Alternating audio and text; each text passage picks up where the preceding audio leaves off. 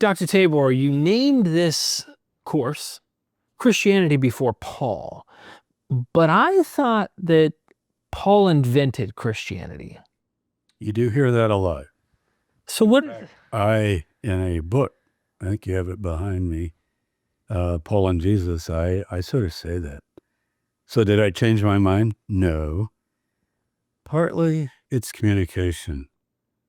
I think you said Christianity, quotes, like scare quotes, before Paul. And that's how I mean it. And I explained that in the opening.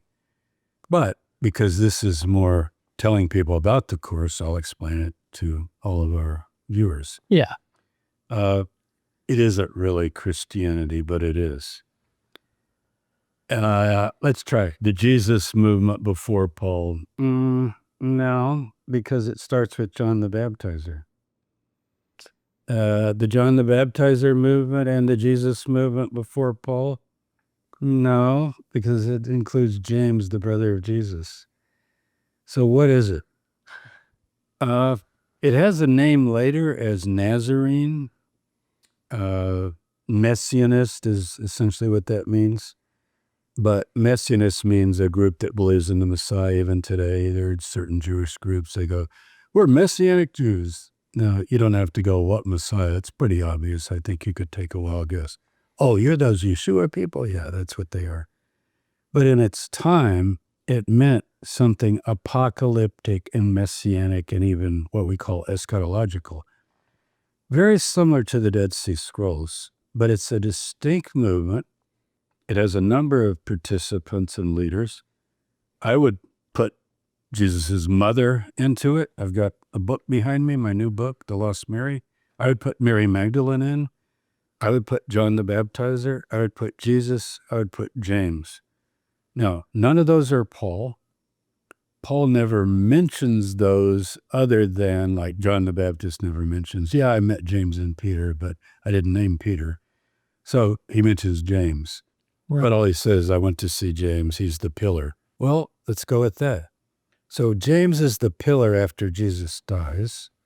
We could work back from that.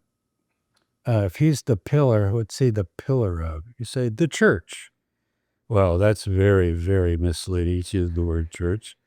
How about the worldwide messianic movement called the Nazarenes, maybe? That could work.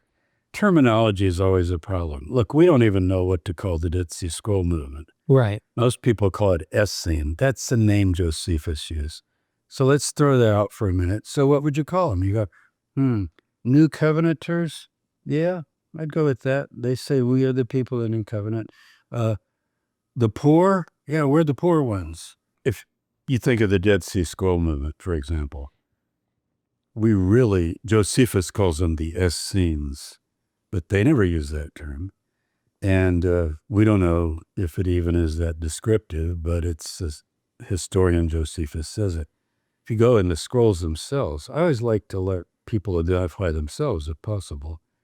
They would say, we're the children of light. We're the New Covenanters. We're the poor ones. Okay. Well, this movement had the same thing. In fact, the Dead Sea Scroll group said, we're people of the way. The way. And guess what? This movement says we're people of the way as well. If you take my other course, Jesus and the Dead Sea Scrolls, I cover all this. Yeah. So what is Christianity before Paul? First of all, it's just a chronological point. Paul comes along later, after Mary, John the Baptist, Jesus, James, Mary Magdalene. As far as I recall, the only one of those he even mentions is James. It's not like you could go to Paul and get what I'm presenting in this course. It's before Paul, but get this, it's during Paul, and it's after Paul. And in the last episode, it's called Afterlives of Christianity Before Paul. I even think it's around today in certain kinds of nascent forms. Wow. So what is it? Well, it's a group of Jews. They're all Jews. They allow Gentiles, but it's a Jewish movement. The way we usually describe it academically It's a Jewish apocalyptic movement within late Second Temple Judaism. That's a mouthful. You could say Paul was a Jewish apocalyptic movement in late Second Temple Judaism. The problem with that is he's derivative of this prayer movement, meaning if you say that about him, he's getting it from them, from those who went before him. But when he comes along, a lot of people know this. He goes and visits these, let's call them the original founders. Right. He meets them in Jerusalem. And he says, I've got my own revelation. It's my gospel. In the course, I give you all the times Paul mentions gospel. And then I go to our gospels, which shouldn't even be called that. And it's like Mark 4 times, Matthew 5, Luke, I think 3. That's not their thing. But what does he say? If anyone, including the so-called pillars of the church. So guess what? I'm talking about the so-called pillars of the church. So-called. And he's saying, if they disagree with me, to hell with them. Now that's exactly, let them be accursed. That means go to hell. Now that's pretty strong. He's kind of upset. Well, who's he upset against? Right. He's trying to say, no, I met James, I met Peter, but I got my thing, and I got mine from Jesus Christ, directly by revelation. He called me, they didn't call me. I'm last but not least. Call me the 13th apostle, but I'm not the least. And, Paul, he goes, and I worked harder than any of them. Right. Okay. And I have more suffering, and I have more of this, and I have more of that. Now, this is an old idea. It's been around since the 19th century, F.C. Bauer. Yeah. That, there's kind of like two movements. Well, there are two movements. If you say to one movement, it's prayer to you, go to hell if you don't agree with me. And you say, well, they did agree. A fundamentalist would say, a harmonizer. Well, they did agree with him, fortunately, and now we get more revelation. Well, we're going to go through texts where James, Peter say, in effect, to Paul, okay, you never met him, meaning Jesus. You weren't baptized by John the Baptizer. We were. You never met his mother Mary when the movement started. Mm-hmm. Have you met Mary Magdalene? She's really important. Do you know she was at the cross of Jesus? Do you know she participated in the burial of Jesus and preparing the body? Paul would be like, yeah, I think maybe I did meet her. I'm not sure. You see the difference? And what they say is, okay, if you have your revelations, great. Maybe Jesus is speaking to you, but he will be telling you what he taught us for years, day in and day out. We heard him teach. We talked to him. It's like a rabbi. I was in the rabbinic academy of Yeshua and of Yochanan, John. I studied with them. Jesus studied with John. Jesus is a disciple of John in this movement, and he says something amazing about John. Now, you're not going to get it in the Christian New Testament, but we have it in a copy of a version of Matthew, and we also have church fathers that know it's there. And what it says is, among those born of women, meaning human beings, not angels, that's what that means. Among human beings, there's none greater than John. Jesus said that. Now, later, that's too much to take. Maybe even for Paul. Because he says, I am determined to know nothing among you except Jesus Christ and him crucified. And I don't know if Acts is historical on this point. Right. But when Paul meets followers of John the Baptizer, like Jesus was a follower, okay? Right. None greater than John. He was born of a woman, none greater than John. Guess what? You go, oh, well, you don't have the latest story. I've been talking to Jesus lately. I'm paraphrasing, of course, but not really. And now we have the new revelation of the Holy Spirit, which I can give you by laying my hands on you. Okay? Now that's in the book of Acts. Remember Apollos? The great preacher. He was very eloquent. He's preaching the Christianity before Paul. Again, Christianity. Right. The movement. He's part of the movement before Paul. And then Paul goes, yeah, but I'll bring you up to date. Now that's Acts. I have no idea if that's the way it happened. Larry meets some other followers of John in Ephesus. Well, what are all these people running around baptized by John? Have you ever wondered who baptized the 12 apostles? Did they have a Christian baptism? Right. Well, they couldn't have had a Christian baptism. First of all, nothing about the death of Christ, nothing about the blood of Jesus. We know what John preached. We know his message. We know it word for word. Josephus, the Jewish historian, not a follower of John the Baptizer, explains it in detail. What did he teach? Repentance toward God, baptism for the remission of sins. Oh, wait, Jesus was baptized by John for the remission of his sins. Is this a Pauline view? He who knew no sin bore sin on the cross for us. Okay, I'm sorry. The Germans might have overdone it with the dichotomy, but if Jesus goes and is baptized by John, he's a John disciple. We have other evidence of that. I'm just mentioning one. And then Jesus says, oh, you think he's a prophet, right, John? Great prophet. He's more than a prophet. You know what more than a prophet means in that world? It means he's a new Moses. Right. Because Moses is called the one who's more than any prophet. There's never arisen a prophet like Moses. And now somebody is more than a prophet. They love Deuteronomy 18. Look it up. Deuteronomy 18, 15 through 18.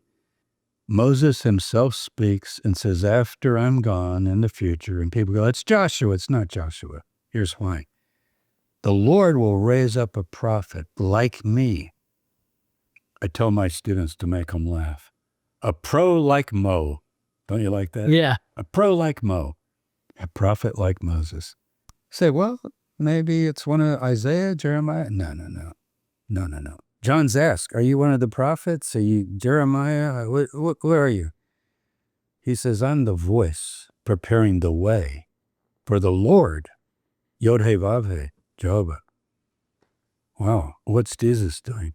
He's joining the preparation movement for the way because they believe God is going to return and you got to prepare the ethical way. Dead Sea Scroll Group quotes the same thing. And they're waiting for the prophet like Moses. So what's the prophet like Moses? He speaks to the Creator, to the Lord, L-O-R-D caps, face to face, mouth to mouth as a man speaks with his friend. Now later, Christians would say, well, that would be Jesus. He knows the Father. John couldn't even remotely compare. But you know what? As you look at the sequence of baptismal scenes in our Gospels, 4 Gospels, Mark is like, okay, he goes and gets baptized by John. He's joined the movement. There's no protests. Like, well, you're not a sinner. You're the perfect incarnate Son of God. You don't need to be baptized. Why don't you baptize me? You're thinking of Matthew there. See, now it's developing where Jesus is the main guy. And all of a sudden he's saying things like, oh, I have to decrease, you have to increase. Well, if he increases, he would be greater than the prophet like Moses. He's already said there's none greater than John. I mean, we're unpacking that. I know I'm talking fast, but every has text, has evidence inside the New Testament, outside the New Testament. And I'm going to introduce you, some of you might know it, but a text of Matthew in Hebrew that has this saying material. And Matthew doesn't have it. He puts in the caveat. But nevertheless, if you're in the church, you're greater than John. That's not in the original. But we have other texts where that's not in the original. Right. Origin, even, I think it's Origin. No, I won't say that. So we're going to look at this Hebrew Matthew and show it's not a translation of the Greek. It is coming from the rabbis being passed down. I don't think it's like the original Matthew. It's been interpolated and passed on and so forth. But the things they left in are still there, and they comport and fit with other texts. And that's what you were saying before. This fits with this. Oh, and then I go here. And oh, then I go here. Then I go here. Wow. There's kind of a matrix here of sources. And they have nothing to do with each other. If I may, James. They're not related. This is a powerful point you bring out, that your course really, I think, is going to be an evergreen course. This is a course that anyone at any time in a decade from now, 20 years from now, can always come back to for this resource, because I want to use the term triangulate, but it's much more than a triangle. It's a map. It's a map of tree eyes, maybe. James, if I might, this is something that this course is evergreen. I mean, this literally will be something in 20 years from now people can go to and go, I've never seen the map drawn this way. You find in ancient primary primitive sources, later sources, not so late, but a little later sources, and you find these threads, and that's kind of what your introduction does, is say there's these various forms of Christianity, and you really weave it together in a way that puts this picture in my mind where it's like, hold on, Schweitzer had the awesome observation, we all know, in the Gospel of Matthew, you will not have gone through all the cities, and it's like sore thumb in your face. It's like the Son of Man's going to come before you even went through all the houses in Israel. And that's clearly the regathering of the 12 tribes, which is expected in this messianic, apocalyptic, last days, Second Temple movement.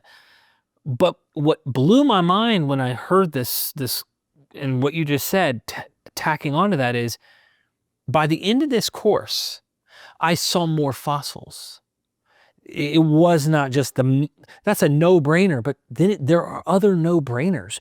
You think Jesus would say he's the greatest of women born, and his mom birthed him, if Jesus was the greatest?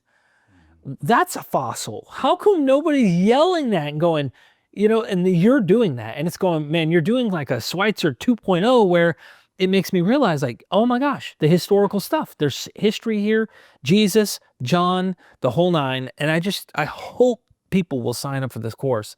10 lectures, you have an additional lecture material getting into the Let me tell you about that. Please. I'm calling it the archaeological evidence for Christianity before Paul.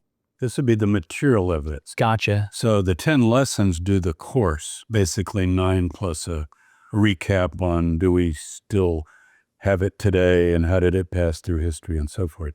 That's sort of the end of the formal lectures. But what about material evidence? I spent over 30 years digging and excavating in Israel, in Jerusalem, up in the Galilee, across the Jordan, down at Masada, at Qumran. Do any of these excavations have anything to do with the movement before Paul, the Christian before Paul, as I'm calling it? And the answer is, well, here's the answer. Wait till you see it. It's big. It's big. Please. Yeah. So ladies and gentlemen, sign up. We really appreciate it. This is going to be, I think, one of the greatest courses we've had on mvp-courses.com, if not the best. And there's going to be 6 months of Zooms. So don't Zooms. You know what I mean? Meetings where he's going to meet with you as a student. So please become a student of Dr. James D. Tabor. Thanks.